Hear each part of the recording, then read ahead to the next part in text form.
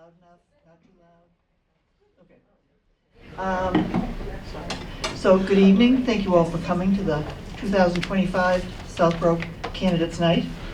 My name is Janet Maney. I am also one of the candidates tonight, but I am uncontested, so you don't have to listen to me. And as is Marguerite. This is hosted by the Library Board of Trustees. And who's here? Marguerite Landry, who's our chair. Jane Davis is in the back of the room. And that's it. Mary. That made it tonight. Oh, Mary Tinty, I'm sorry. Mary Tinty. Mary Tinty also is on the Friends of the Southborough Library group, which is our active fundraising arm. And she'll be available after the evening activities with information and ability to answer questions of anybody else who might want to get involved in that. Let's see if we have some other people here from the Friends. I'd like to recognize Ryan, who's our library director. Who put a lot of effort into coordinating tonight, as did the library staff. And I'd also like to thank Wegmans for providing our refreshments for the 4th or 5th year in a row. It's like the 4th year. Yeah. Very generous. Please eat. Yeah. So what else? So we only have one contested race this year. Each of the candidates will give a 3-minute introductory speech, and then we'll take questions. One question per person at a time, and they will hopefully keep their answers to 2 minutes so that we can keep things moving along. And that's it. It's quick when it's only one candidate, one race. So I'd like to, I'd like to introduce the people who are here who are not in contested races, but deserve to be recognized. He is not here. Alan Balmiak is running for the open seat on the planning board that Jesse Stein is not running for again. And Denise Eddy, Denise, is running for Southborough School Committee. And Roger Challen is again running for the Southborough School Committee. Again? How many years, Roger? 27 term. I don't remember. You don't remember? If you're talking about the school committee, I don't remember. There's other committees I don't remember much about either. Right. So we will start with the statements from the candidates in alphabetical order. So Kathy Cook will go first. Thank you, Janet, and thank you to the Library Board of Trustees for hosting Candidates Night again. So I thought I would start out with a little biography. I am from a small town in Kentucky, a few miles from Nashville, that's about the size of Southborough. However, my hometown bears little resemblance to Southborough. I travel to Kentucky frequently and feel at times that I live in two different worlds. I graduated from the University of Tennessee with a bachelor's and master's degree in accounting with a concentration in taxation. I worked for many years at one of the large international accounting firms in their tax department, both in Fort Lauderdale and later in Boston, before I opened my own practice in 1998. I opened my Southborough office in 2004, where we have been ever since. My husband and I moved to Southborough in 1990 because his employer Chipcom had built a new, nice headquarters in Southborough. We have one daughter who was born and raised in Southborough and now lives in Boulder, Colorado. If anyone read the Community Advocate recently, it says I've got 2 small children. I do not. that I know of. I've been involved in Southborough town committees and boards for more than 20 years. I began on the predecessor Capital Committee and then moved to the Advisory Committee, where I served for several terms. I did not intend to run for Select Board originally, but after a conversation with a good friend, decided to seek a Select Board seat. I decided in 22 to run because there were some issues that I wanted to see resolved that were just not under the jurisdiction of advisory. They were solely the purview of the Select Board. I've served as Select Board Chair for 2 of the 3 years of this term. As a member of both Advisory and the Select Board, I've also been appointed as their rep to other committees, including the Public Safety Building Committee, the Pilot Committee, the original Ad Hoc Capital Committee, and probably most notably, the 2 committees appointed to determine how to deal with Neary School. I also have assisted several of the charitable entities that support our town departments with significant support, especially for the Friends of Southborough Youth Commission, that supports our Youth and Family Services Department. And I mention that because it's that work in particular that has provided me with a deep understanding of the needs of some of our residents that can get easily overlooked. I'm running for re-election because there's still some significant projects that the current select board is working on that I would like to see completed.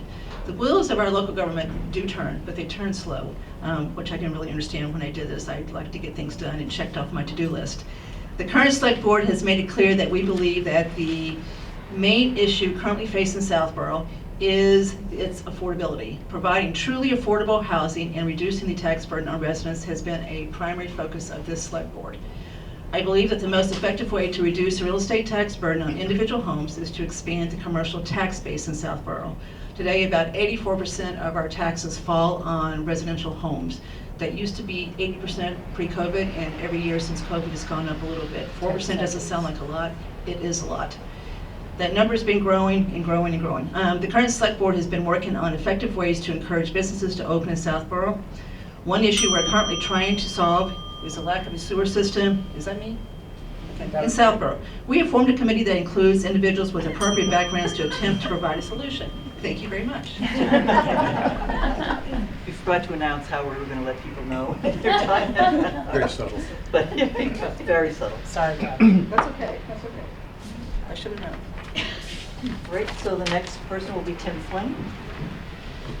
Hi, I'm Tim Fling. I moved to town not that many years ago, but since 2018. I kind of got involved in like local government, local workings, because I'm not from New England, so this was all new to me when I moved up here. Once I walked down to my front door and realized the trees on Main Street were cut down one day. And I found out that my property was being affected by a town project that I was not told about when I bought my house or throughout the entire process. So after that sort of happened, I sort of was like, I gotta pay attention, I gotta learn what's going on, and then that kind of kick-started my involvement in starting to pay attention to what we were doing in town and how local government works up here. I was on the noise bylaw committee. I was a vice chair, and that successfully passed in town before. Was also on the community center exploratory committee. I am a full-time working parent with 2 kids. They are young. They're both under 3. One's 2 and one's 9 months. I represent the next generation of what we are doing in town, where our money's going, and kind of what our involvement will look like over the next 30 years for those of us that would like to stay here and put our roots down. I'm running because Southborough, in my mind, needs a little bit more long-term financial planning. I have immense respect for Kathy and Sam. I talk with those guys regularly, and I've been a staple at many meetings and good conversations along the way. But I see a lot of projects that I think we could maybe look more at, a little more scrutinous, and say, okay, a couple of years ago, $750,000 meant 1% of our taxes on a levy. I tried to do a motion to reduce that by 1% and just simply say, let's pull the levy down a little bit, let's just reduce that. And I believe firmly that if we all take a little bit away from a couple things in a couple places, we can get to a number a little bit more sustainable as a long-term growth plan, and then look at long-term projects and not have 80% of the tax burden on the homeowners. I do believe strongly that we need more commercial tax base. We need to look more at what planning and what opportunities we have to develop Route 9 into a sustainable, good center for the town, bring some businesses in that could bring restaurants and other places that have tax revenue on top of just the general tax that they pay, because we have the meals tax. I believe that we just need to fundamentally look at our long-term planning as a complete picture and see where every single number adds up and where we get to, and have a good opportunity to discuss what that looks like, what trade-offs could be, what things we are not okay trading off, and then having that complete thought together. NERI is the big project today. I believe that I know that the committees, everybody's looked at this in extreme detail. We have plenty of information about it, but we didn't really have final numbers of any alternate to the main project we have in front of us. From my perspective, I just like a good, better, best. And I would like to be able to see those numbers side by side, all today, all paid for, fully looked at. And that's kind of why I'm sitting up here, is because I would like to see that happen.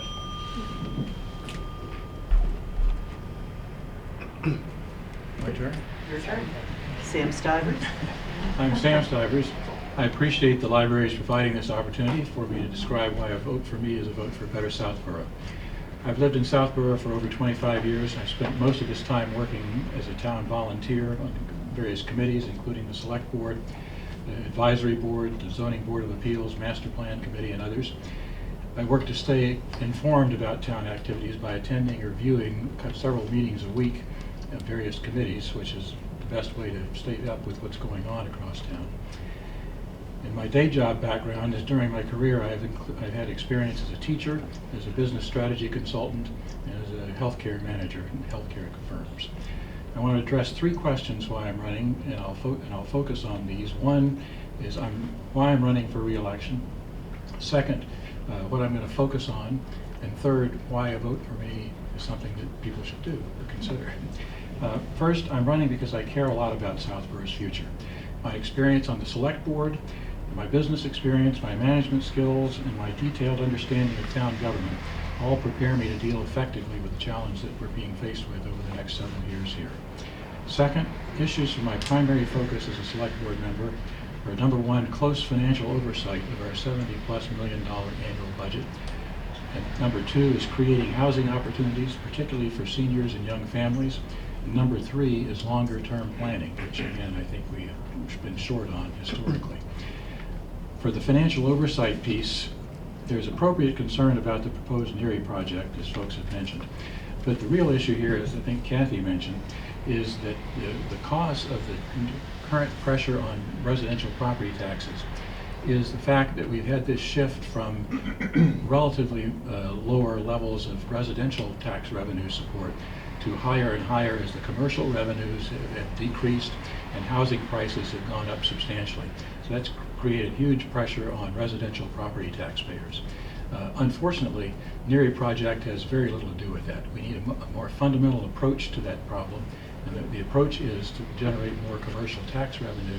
The current Select Board is actually working on that. A number of initiatives are underway to actually deal with that. And that's one of the reasons I want to run for re-election, is to be able to stay the course on that one, because I think we have some very positive things underway there. Second priority is housing opportunities. And with my zoning board experience, I understand the details of our zoning bylaws, and I'm prepared to be a very effective participant with the Planning Board, the Affordable Housing Trust, and others to find options that are more affordable for young families and seniors in town. And the third piece is longer-term planning. Our master plan process confirmed that residents have a lot of wants. Things like recreation, senior services, sidewalks, trails, library expansion, etc. We need to find a way to balance those wants with our limited resources.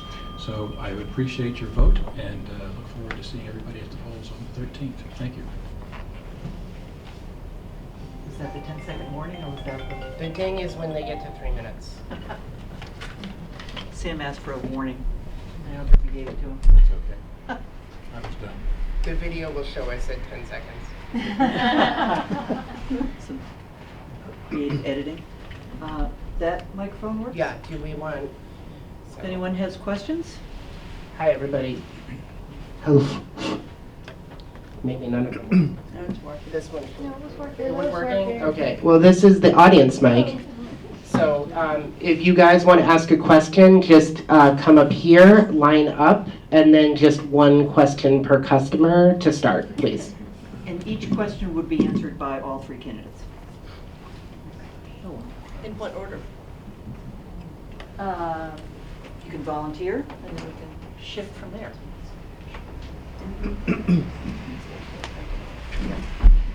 And please give your name. Yep. Hi, I'm Joanne Pearson. Can everybody hear me okay? Okay, I'm used to using the mic. I have a question on sort of savings in the town. There are, clearly the Neary project is huge, but there are these small things, and Tim, this wouldn't apply to you because you're not a member of the Select Board, but there are numerous little projects that have happened, and you both have talked, the two of you have both talked about more affordable housing, taxes are too much, but there are these small things that you have been approving, the Select Board has been approving, that cost money. And for a number of these, we're not given a choice at town meeting, things like the railings by the cannon. We weren't given a choice of the option that was $55,000 and the $110,000. We were only told there's $110,000 to do a historically accurate replication of those railings and restore them. I love those railings. I've lived here 29 years now in November, but I had expected that people in town, the taxpayers, at town meeting, both of those options would have been described to them. We could make our own decision based on all the taxes, and do we want to spend that extra 50,000, if that's what it comes out to, or 55, for a historically accurate one. Things like this publication, which you can get a copy if you would like at the fire department. I believe it's 14 pages, 13 pages. It's an annual report. Quick question, please. Granite curbing, right now, this is just like the third point of these smaller things. Granite curbing at the townhouse in the back in the parking lot, that was done 8 years ago. And all of a sudden we're redoing the bituminous that was there, the asphalt, all the landscaping, all of that came out, and I feel Excuse me, could you actually ask a question? Yes, so my question is, how do you square, we want to make taxes less, we want to make it more affordable, but even with these small projects, you keep going for like the gold program and doing things that aren't necessary. Like, how do you make those decisions to vote yes on that? Thank you. Can I talk about that one? Sure. You want to do the rail? I had to do all of them, Okay. I want to, can I do the rail? So Joanne, where'd you go? Oh, I'm here. You want me back in the mic? No, I just wanted to see where you were so I could talk to I you. probably have to stand. So there was a process to get to the point that town meeting voted on the rail. The town meeting could have voted the rail down, but they didn't. I think it passed by a fairly healthy margin. There was some discussion about it, but the process was to bring it forth to the CPC, the Community Preservation Committee, to vet. So the three choices were brought forth. The Historic Commission recommended the choice that was more historically significant, done historically, and that is what the CPC voted on to bring forth to town meeting. So there was a place in the process where you could have expressed your concern on those three and said, I'd rather do either one or two. But I wasn't at the meeting where they did that. I'm not sure if there was any discussion. Okay, so Sam could finish that piece of it, so he was there. But there was a process where you could have said, I'd rather do the less expensive one. But once it gets to town meeting, again, just like Leary, they bring forth one project, and you voted either up or down. To add on to that, Joanne, there was extensive conversation by the Historical Commission and CPC about the railing options over the course of several months, and I would guess at least half a dozen or more meetings where those projects were discussed in extreme detail. So there was opportunity for people who wanted to pay attention to that to weigh in on that and have their opinion expressed. There was very little opposition to that, as a matter of fact, in those meetings. So again, the town meeting has a voice, but to make the most impact on most things, getting involved earlier is a lot more effective typically. In terms of the townhouse parking lot, that actually wasn't done properly originally when it was done, unfortunately. And if you spent much time up there, particularly in rainy days of the winter, the drainage was not done properly, so it tended to puddle in places that created a safety problem. And so they had to fix that, which has been a long time coming, so that's done. Relative to the fire department brochure, we have a strong chief in the fire department. He's got a lot of autonomy there in terms of where he spends his budget. And I have great confidence in him that he's doing the right thing. So that was his decision. He felt that was necessary. And I don't think it's the select board's job to micromanage how he ever spends a few $100s there. And so I defer to him to decide on those kind of things. The townhouse work also was done with ARPA money, the money we got from the federal government because of COVID, so it did not actually it was not paid for with tax dollars.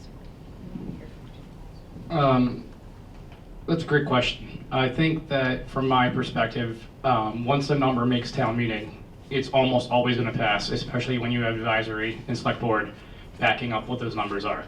So getting anything lowered at town meeting is pretty hard. I've tried to do it. It didn't happen. It fell like a bunch of rocks in a pond. So we have a subset of people that show up to town meeting. We have a couple hundred on a max day. We're not going to get everybody that it doesn't really have a horse in the race to show up to town meeting all the time. I think that some of these projects probably shouldn't be brought forward. Like personally, the Tricentennial Committee, when we were raising taxes 4.5% that year, was a $75,000 spend. Should we cede that money? It's a great thing for the town, but the question is, if we have to give up a compromise somewhere, should it be a $75,000 spend, which was at that point, I believe, 10% of my 1% number. So every time you start to cut something, you get that higher tax bill down a little bit, down a little bit, down a little bit. You're not going to win everything, but if we make a couple sacrifices earlier in the process and say, that tax bill is going to be high, let's consider what does that look like. I think that those are some great things. CPC is also one that I'm thinking about personally. It was great, and the state program is matching it more. Now it's a really, really finite number. I don't remember the exact number, but we're down in single digits for what the match is. So if we're down in single digits, should we keep taxing ourselves to keep paying for these projects that wouldn't necessarily come forward, which I think are great that they do come forward. We wouldn't fund them any other way. So it's a double-edged sword. But if you don't have that match there, then we're going to start to reduce our tax bill a little bit, and then we can then decide which projects we do want to fund. Our CPC match is about 15% now. And most people would think 15% is a pretty good return on their money. But back to a couple things, the tricentennial money was $30,000. But if anyone has followed what the advisory committee does and what select board does, we start in December working on this budget. We take all the budgets from the various departments, put them together, see where we start, and it's always a high number. We work and we work and we work and we work to get down. So again, the time to maybe be more effective as far as what you think is during those meetings. Come to the meetings, listen to them. All the meetings are hybrid, you can zoom in, whatever. And I don't agree with Mr. Fling as far as town meeting is useless. We've had many votes that have had not been approved because the majority did not want to approve whatever it was. So there is a chance to, at town meeting, express your opinion if you have not been part of the process leading up to that. But this select board and this advisory committee work valiantly to try to get that budget down. This was not a great year. We ended up with going off the ARPA money. We ended up having to increase the police and fire budgets for separate reasons. So a lot of things happened that caused the year-over-year increase to be large this year compared to what it has been in the past few years.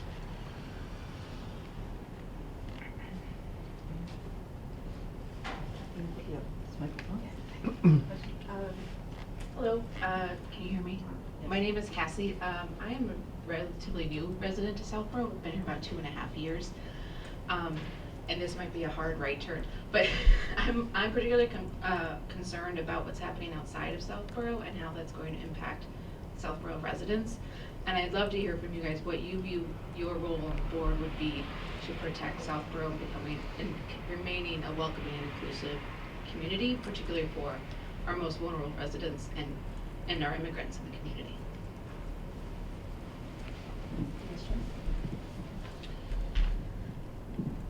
We have a lot of great services in town for youth and family and other programs that are pretty well funded, well set up. I think of Southborough as a pretty diverse, pretty open-minded community. It doesn't feel very closed off, in my perspective anyway. So I really think that, from where I stand, I don't really see concerns of this particular community running into roadblocks being welcoming going forward. And I don't think the leadership or the overall town feels that way, from my perspective anyway. I'd comment that we actually had a pretty interesting test case last year when almost overnight we got transported, I think it was like 60 people who showed up at the Red Roof Inn overnight without any pre-warning from the state. And the community's response, I thought, was outstanding, where folks came together, provided support for that group for, I guess it was a month or more that they were here, in terms of things like food and support, health care, etc. And so I think that there is a strong feeling of support for that kind of activity in town. And institutionally, it's a tough call from a budget standpoint in the sense that we don't have much flexibility as far as driving that process. We're sort of at the whim of the state or federal government for that. Back to one of your earlier points there, I thought where you were headed was how are we affected by federal activities, state activities at this point. And I actually was part of the Mass Municipal Association webinar recently that was talking about that. And the bottom line is that we actually are somewhat insulated from that kind of stuff. The state is going to get hit by some of those things substantially, but we don't have a huge amount of federal money coming into Southborough, as a matter of fact. We'll get some incremental impact there, but for the time being at least, my sense was that it's not going to have a huge impact on us financially, but who knows where it goes longer term. It's a crazy world out there, and you just can't predict. So I don't think we can overemphasize what Mr. Cyber said about what we did when the migrants were literally just dropped on our doorstep at the Red Roof Inn on a Friday afternoon in August. So I got a phone call at 4 o'clock on a Friday afternoon from our state rep saying, this is what's happened. It was amazing what the community did to rally and take care of those people for as long as they could stay there. They ended up having to move because the Red Roof Inn has one of the problems in Southborough is we don't have a sewer system. We rely on septics. And so they finally had to move to a different place. But one day when I was there pretty much every day for various things. One day when I was there, I can talk, most of them talk Spanish. They were from Haiti, but a lot of them talk Spanish. I think they come from South America too. So I was talking to them in my rudimentary Spanish, but they understood me. And I was telling them how glad we were they were there, that we could help them. And one of them turned to whoever was next to them that could talk English and said, no one to this date, as long as they've been in this country, and they've been bounced and bounced and bounced, has ever said that to us since we've been here. So I do believe this community is a very welcoming, embracing community. We all know what's going on in the world, so we get where you're coming from as far as that goes. So I think we take it kind of case by case. But when we do, we usually, it's amazing the effort. Look at the effort that was made for the hurricane victims in North Carolina. We sent a whole truckload of stuff down there because we rallied and got a lot of stuff put on that truck that day. So I'd rather be here than most places, I will say that. I'm sorry you're worried about that, I truly am, but that's about the best I could do is give you specific examples of things we've done when we needed to do them.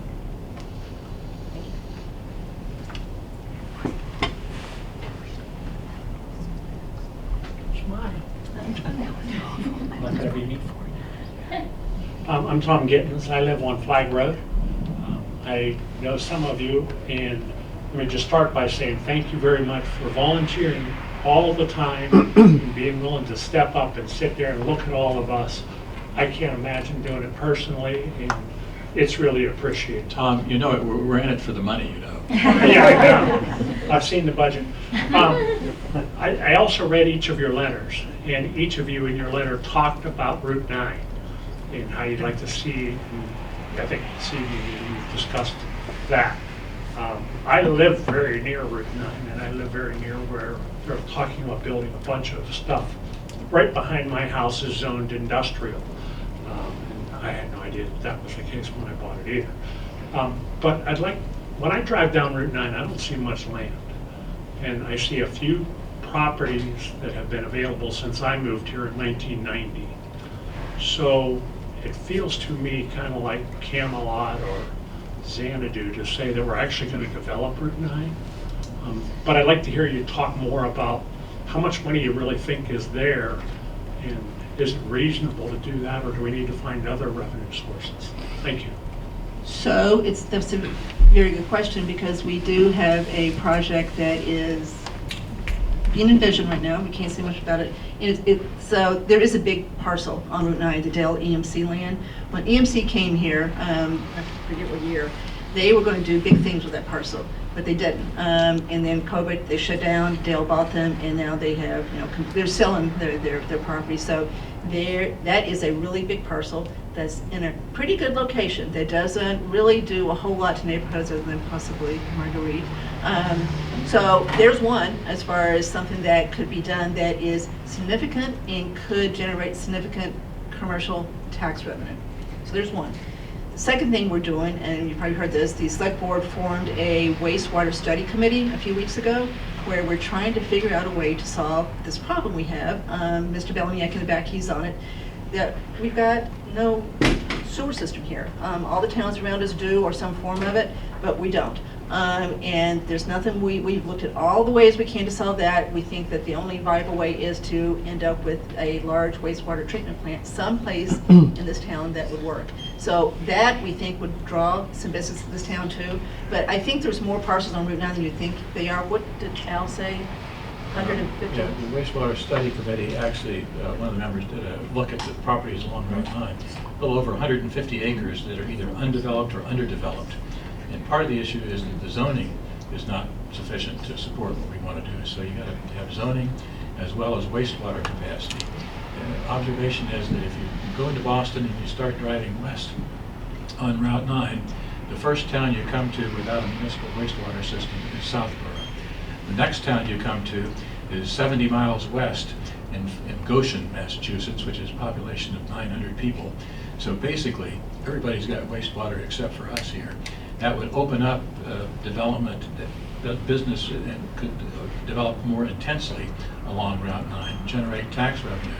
And one of the calculations that one of the wastewater study committee members did said that there's a potential to generate about $150 million in additional development there, which would go a long way toward offsetting this shift from commercial to residential property taxpayers. That's the long-term solution. You look at what towns like Westborough and Northborough get in terms of their commercial development along Route 9. That takes the pressure off of residential property taxpayers. You can't cost cut your way to success with this one, unfortunately. You'd like to be able to, but there's just not enough there to cut that without cutting out, laying off teachers, public safety officials, etc. The budget is not that flexible, unfortunately, so not a lot of room to maneuver without attacking the underlying problem, which is the mix between commercial and residential. So we are actually working hard on several dimensions on that one, and I'm cautiously optimistic that we can actually find a solution there. Yeah, Sam and Kathy said a lot of what I would have just said. I mean, Route 9, in my mind, I would like to see something similar to what we passed for downtown. That multi-zone capability where you could have some apartments up top, you could have walkability, some restaurants. I don't have the numbers of what we could exactly get from a revenue standpoint, but if we can get $4 million more revenue coming in from that pays for Neary's new school, if we would want to build that. So I know that we have at least that much untapped potential sitting there. I'm sure we have way more from a tax standpoint. I just think that we need to think about what we could build there, figure out what as a town we're comfortable. It's going to be denser. It's going to be a little bit more different than what we've been used to. But we don't have to go to Framingham levels. We don't have to go to other places like that. We could build what's right for here. We could figure out how do we plan that into the zoning and how we help push that forward. If I would be elected, I'd help bridge that gap as much as humanly possible from this position, because I see that as our way forward to be able to get that amount of tax revenue to take away some of these huge capital projects that we are absorbing as an 80% of the base.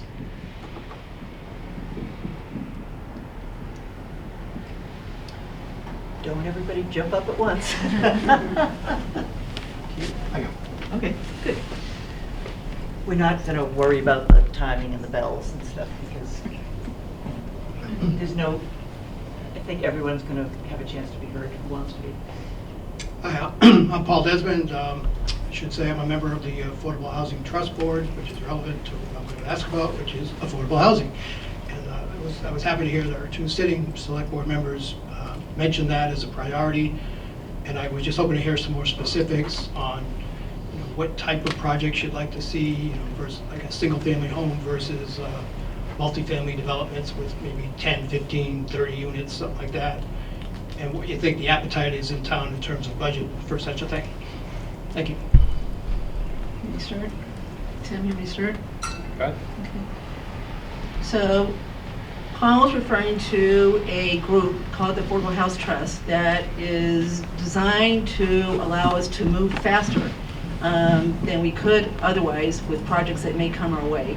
If we didn't have this, we would have just the CPC who would have a bucket of money but would take going through town meeting, whatever. Real estate transactions don't wait that long. So this entity was designed by the state to allow faster movement toward trying to grab a piece of property if you could. So the select board, for years, the members of the trust were the select board and two other people. All good people, we all try hard, but none of us were really experts in affordable housing. It's a business, it's a big business in this country. So what we decided to do at the fall town meeting last year is ask the town meeting to restructure it so we could actually put people on it that actually knew the business of affordable housing. That's why Paul is on it. So now we've got one member of the select board and we've got four members, other members that really have a background. We've got a banker, we've got a real estate commercial person. We've got really good, is Ellen here? We've got Ellen Maria, wherever she is. And she works for the state in this type of business. So we've got people that know what they're doing, but the key is to take, we don't have that much money in affordable housing. We've got $1 million set aside. The key is to take money and learn to leverage it. Learn to take a little bit of money and be able to help a developer finish a project, because with $1 million you can't buy a lot of stuff. You'd run out of money pretty quick with 2 or 3 properties. So Paul and Answer, I'm hoping you guys will be able to use your collective knowledge and figure out a way to encourage others to try to do projects, and we can help a little bit. There's 4 40Bs in the pipeline right now. Park Central, 120 Turnpike Road, 250 Turnpike Road, 352 Turnpike Road. I don't know where they're going to end up. They're all in the pipeline. One's gotten its permit, the other 3 have not. So there's 4 projects underway, but that's not what we're really talking about. We're talking about truly affordable housing. Things that, a $250,000 house, a $300,000 house, a duplex that you could do. So I'm not going to tell you guys how to do your business. That's what we're hoping you guys are going to come back with, but I'm just hoping you can take that pot of money and end up with, some projects that really do generate multiple units and not just, one at a time like we had done 15 years ago. We haven't done anything affordable housing wise in a long, long time. So we're hoping this is a new day that we really can find ways to use that money effectively. Kathy, that was my main point, was leveraging. And just an editorial comment, the state's definition of affordable housing requires an income of around $100,000. You can have an affordable house. That is way too high. So you need a practical definition, and I think the Housing Trust has the opportunity to actually come up with housing options that are much more affordable for young families and seniors. And my hope is that with the money there and leverage experience in the group, we can find ways to come up with many more options for people that are truly affordable versus the state's definition, which is not very practical. I'm a big fan of making sure whatever we'd want to build, whatever we could afford to do, would fit the establishment of the neighborhood. So look downtown, there's a 3-family house down there that was recently built, and it looks like a single-family house. It fits in the neighborhood beautifully.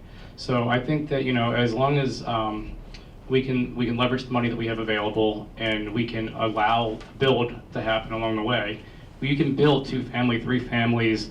You can have ADUs, you can have more than that, denser on Route 9, and it would all fit the establishment of the neighborhood and offer opportunities. And then maybe there's buildings that we would take off the town roster that could then maybe benefit from some of those opportunities too, that turn over into some kind of affordable housing. So we have a couple that are on the gamut today that might come off, might not, depending on how votes go in the next couple of days, and opportunities to move some departments around.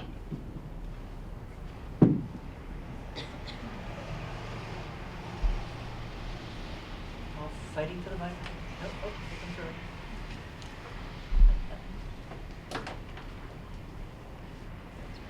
The height of that mic, and wonder if I'd actually make it. We get that problem that's happening every time. So I did, by the way, thank you all for doing this, and for the library for doing this, and Janet for doing this. And, I read all of the letters to my Southborough, and the one thing I noticed about Tim's was about can you hear me? Yeah. No? But at least 2/3 of it was really devoted to the Neary project. So I thought to myself, I'll make this quick, which is unlike me, as you know. I know how Kathy and Sam voted because they had to do it in public at a select board meeting, and I'll ask them if they changed their mind. But Tim, are you for the project or against the project? It's pretty straightforward, yes or no. Today, it's a hard question to answer because I've looked at a lot of the details and I know what can happen along the way on what a yes and a no vote can look like. Today, I'm a no vote. Today, and I'll explain why. We have a $108 million project sitting in front of us with $68 million reimbursement opportunity, or after reimbursement opportunity, and that's if everything goes through. This is the tip of the financial iceberg that we're up against. This is one of the projects that we have going on, because then we have other movements around of a school project coming off. We have other properties that we would like to maintain and have departments stay within them, the senior center. If we're going to approve these things, we really do need a wider tax base. I would love to do this. I have 2 young kids. They would be the first grades going into this school. I would love them to go to a new school. But I'm also looking at the bigger picture about what the taxes are going to look like over the next couple of years. And my house is going to go up 43% if everything goes through. 43% in only a couple of years. That's a huge number to have to stomach on top of daycare, diapers, and everything else, which hopefully I'll be on it by that point. But along the way, I have to do all that. So as I'm looking at the financial iceberg, that we're standing in front of, we need to make some decisions and some compromises, and I think that there could be a couple ways that we could look at this project. Some of them are not the best. They're all compromises. But we could maybe get through 10, 15 years and then reapproach what's best for the town if we have a commercial tax base and our taxes are the shoulders are a bit wider to support the burden. So Sam and Kathy, same opportunity. If you changed your mind, now's a good time to actually tell us, or if you'd like to provide reasons for your vote, I'd like to afford you that opportunity. I'm happy to comment. I voted for it on the select board. I am even more strongly in favor of it now. I think the quality of the financial work that's gone on over the last few weeks here is outstanding. Andrew Pfaff, Tim Litt put together a calculator that lets people see the impact of the project on their taxes. And if you look at those numbers closely, you see that taxes for most people are going up substantially. But in fact, if you look at where it's coming from, 80–90% of that increase is coming from non-NERI places. The shift from residential to commercial to residential valuations is the primary driver of that, as a matter of fact. And so the NERI project is important and it's big, but that's not what's creating the problem on the taxes here. It is the underlying pressure from the split between residential and commercial, the lack of commercial tax revenue for the town. And that's exactly what the select board is working on now. So again, NERI is important, but it's not the root of the problem, I think. And so I think it's important that we focus on the root of the problem. And I think the financial analysis that has been demonstrating that, I think, has been outstanding, and I appreciate the hard work that's gone into that. If people look at that carefully, I think they'll see that. So I'm very much for this project. I've been working on this for 5 years and feel like we've brought forth the best project to the town to solve what I call the NERI problem.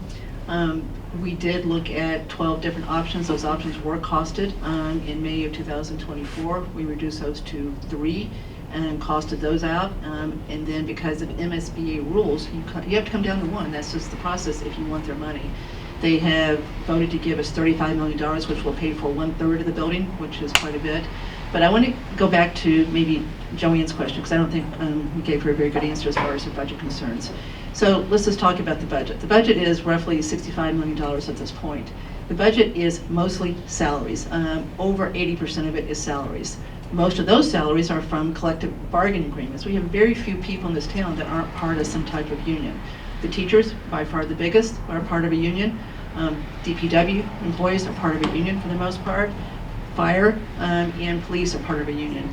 So there is not much you can do about those salaries. They're dictated by the state groups that control it. Southborough is not going to impact the teachers in this town. If we were to try to change the way teachers are paid, it probably would cause us to lose teachers. And Sam and I actually tried that a few years ago. We met with Charles Cabron when he was superintendent, and we asked him if they would consider doing something different as far as the structure of our teacher salaries.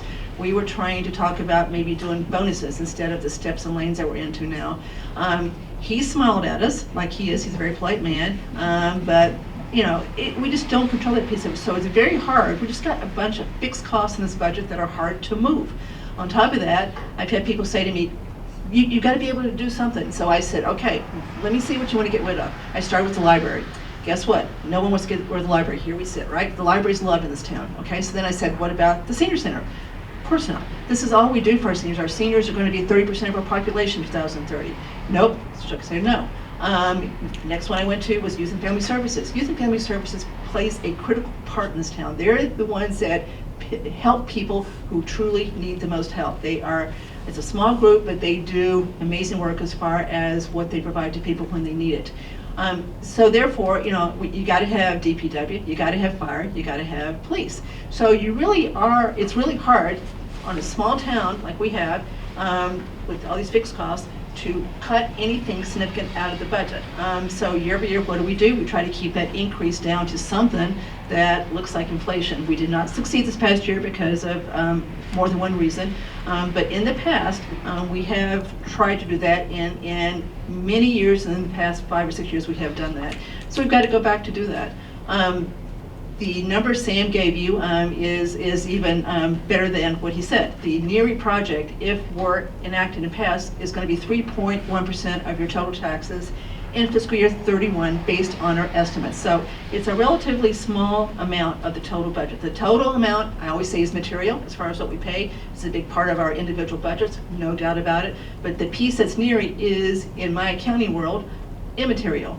So we've just got to find ways. I agree with Sam. The way to solve this problem is to find businesses to come to this town. They don't suck services like individuals do, and see if we can't get businesses the town wants that will expand that base, so the taxes get spread over a much bigger denominator than they do right now. And businesses that don't impact services or neighborhoods.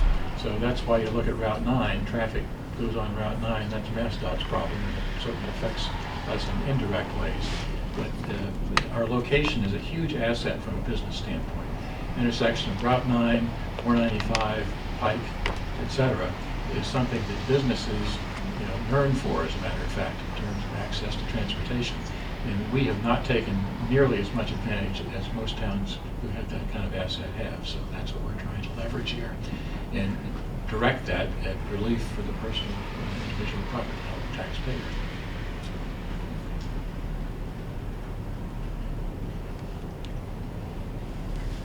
Going once, going twice. I'm not asking a question. Can I go back? Yes. Nobody else? I'm still Tom Gittens. I still live on Flag Road. And you're talking about, you mentioned Capital Properties, which is right up behind my house. I'm right down by Route 9. I guess I have a couple of questions that are kind of related. One, back when Capital Properties were really on a roll, the town talked about doing studies of Flag Road to try to figure out a better solution to not only that property, but also other businesses on Route 9, so that they would change the neighborhood in a way that was acceptable or good or helpful, or wouldn't change it and somehow protect the property owners and the kids who go up and down on it all the time now, because that's where our schools are and will increasingly be so. So I guess I'd like to know, I know that's probably gotten set aside, but are you thinking about changing Flag Road, or looking at Flag Road, or studying Flag Road? The other part of that's kind of a sub-question was, at that time, the select board passed a law, for lack of a better word, that said that should they do a curb cut onto Flag Road down that hill, there would be no left-hand turn onto Flag Road. I don't know if that was actually legal or is still in force, or if each of you would pass it again if in fact it came up again. Thanks. Oh, by the way, I was on a sewage study committee in 1992, and we found that the only way to put sewage in on Route 9 was to connect to the MWRA. So I don't know if that's helpful. I don't know if you... Which we can't do. Sam has tried to, he's on the advisory committee, so we've tried mightily to say, but the answer is just no. They will not let us do it, so that's why we're down to our local. Which then suggests that we got another $50 million project to build a large wastewater treatment plant. Or I'm just making up a number. I have no real idea, but... And we don't know either, but you're right, it won't be cheap, whatever it is. There are many ways to do that, yeah. So can we talk about Park Central for a second? Let's go. Okay, so Park Central. So if Roger were to say to me again, are you for or against that? I have made it very clear at public that I am very opposed to the Park Central 40B project. I think it's in a horrible, horrible location. The school's Flag Road, as we know, is a beautiful road, but it cannot take any, it doesn't need any more traffic, especially what you get from that. when we were doing the work with the migrants at the Red Roof Inn. I was there every day. I would go shopping, then come back, and I had to pull out twice a day. I got almost hit 3 separate times, and I was doing nothing wrong. So it's just a horrible place for it. That one is in court right now, and we're waiting to see what happens there, to see what so that's kind of in limbo. As far as the curb cut being maybe the solution, we were not on the select board when that. It was 2016, Yeah. and they voted to not allow, they voted to, if necessary, make Flag one way, to not allow traffic from that development to go through the neighborhood. So basically one way going west on Flag. That's something that select board can vote on. We control that road. And so that vote, probably not binding at this point since another board did it, but we could certainly take that up if necessary. My thought is that we wait and see what happens with that property. I mean, it's a little inefficient to speculate of 47 things that might happen there without knowing the details. So once that's settled down in terms of a specific path forward there, then I think we absolutely need to consider it and figure out what the best solution is. That's a challenging site. There have been 2 national development companies that owned that site previous to the current owner. They haven't been able to figure out how to solve the traffic problem there. So it's clearly a significant problem, and it remains to be seen what happens. But I think a couple of related points.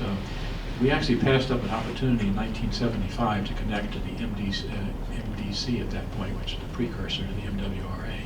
We had a plan, and it was turned down by a vote of the select board because of great fear that that might generate enough growth to make the population of the town grow to 10,000 people, which is where we are today. So that was the fear of the Armageddon, if you will.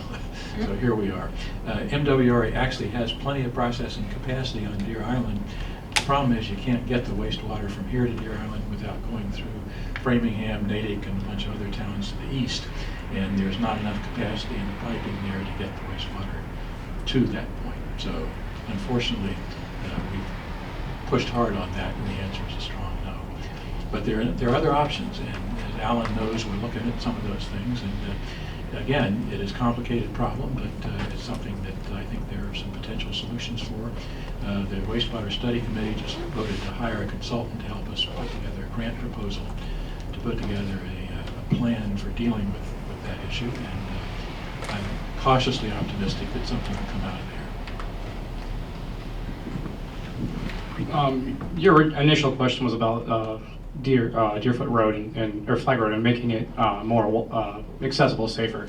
So, I mean, I'm a big advocate for sidewalks. We look at what we did downtown. We look at how that has helped that area greatly, made it look better, made it safer. You try to walk to the school today, and you don't have sidewalks that literally connect from Main Street all the way over to the school safely. It would be in our best interest for our kids, for the town, to figure out how to do that. And it might mean that we have to look at properties, we might have to look at other opportunities. It's going to cost money, part of that financial iceberg I mentioned a little bit ago. Where does that fall in the ranking? But I feel like, you know, it's going to need to be a priority some way or another to think about what that road could be safer going forward.